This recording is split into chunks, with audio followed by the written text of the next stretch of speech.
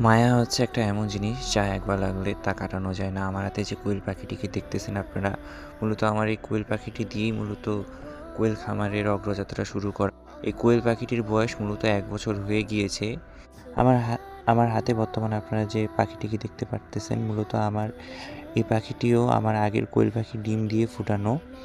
মূলত তারাও ডিম পাড়ে। আর কোয়েল পাখির একটি বৈশিষ্ট্য হলো এরা ডিম পাড়া শুরু করলে একটানা ১৮ মাস পর্যন্ত ডিম দেয়। আলহামদুলিল্লাহ তারা সকলেই ডিম দিচ্ছে। কিন্তু সমস্যা হলো তাদের বয়স হয়ে গিয়েছে।